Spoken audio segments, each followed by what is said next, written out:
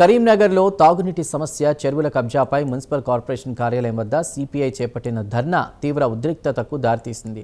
Municipal corporation కార్యాలయం ముందు నిర్వహించిన ఈ నిరసనలో పోలీసులు పలువురు సిపిఐ నాయకులను కార్యకర్తలను అరెస్ట్ చేశారు. ఈ కార్యక్రమానికి సిపిఐ కార్యకర్తలు భారీగా తరలివచ్చారు. మున్సిపల్ అధికారుల తీరుకు వ్యతిరేకంగా నినాదాలు చేశారు. తాగునీటి కొరతను వెంటనే పరిష్కరించాలని, అన్యాక్రాంతమవుతున్న చెరువులను కాపాడాలని డిమాండ్ చేశారు.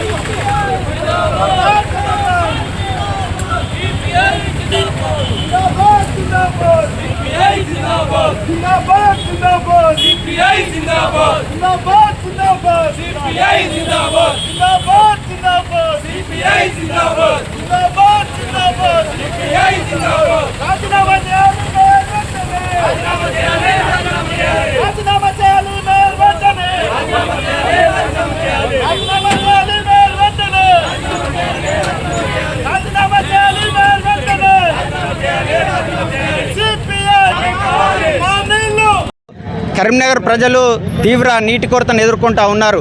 ఇవాళ పాలకుల అదేవిధంగా అధికారుల నిర్లక్ష్యం మూలంగా కరీంనగర్ ప్రాంతంలో ప్రజలంతా నీటి కొరతను ఎదుర్కొంటూ ఉన్నారు. మన కరీంనగర్ పరిస్థితి ఎలా నెలకొంది అంటే రాజకీయంగా కరీంనగర్ అనాథగా మిగిలింది. ఒకవైపు ఏమో బీజేపీ ఎంపీ, మరోవైపు ఏమో బీఆర్ఎస్ ఎమ్మెల్యే, అధికారమేమో కాంగ్రెస్ చేతిలో ఉంది.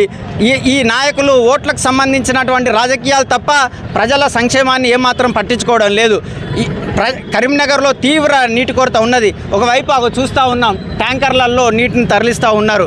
కానీ తాగునీటి సమస్య అయితే జటిలంగా ఉన్నది. కరీంనగర్లోని మానేరు డ్యాంలోని నీరు అంతా పక్క జిల్లాలకు వెళ్తూ ఉంటే మన కరీంనగర్ ప్రజలేమో కన్నీళ్ళ పాలవుతూ ఉన్నారు. మేయర్ కనీస ప్రణాళిక లేదు, ఒక రివ్యూలు లేవు. ఇలా మానేరు డ్యాంలో నీరు డెడ్ స్టోరేజ్కి నెలకొంటూ ఉన్నది. ఓవైపు మానేరు డ్యాంలో నీరు డెడ్ స్టోరేజ్కి నెలకొంటూ ఉంటే మరోవైపు కరీంనగర్లోని విలీనమైనటువంటి గ్రామాలకు సంబంధించినటువంటి కుంటలు కానీ చెరువులు కానీ రియల్ ఎస్టేట్ వ్యాపారస్తులు కబ్జాలు చేయడం ద్వారా గ్రౌండ్ వాటర్ అంతా ఇంకిపోయి బోర్లలో నీళ్ళు లేకపోవడం, కరీంనగర్ ప్రజలు నీటి కొరతను తీవ్రంగా ఎదుర్కొంటూ ఉన్నారు. తక్షణమే పాలకులు నీటి కొరతను నివారించాలని సిపిఐగా డిమాండ్ చేస్తూ ఉన్నాం.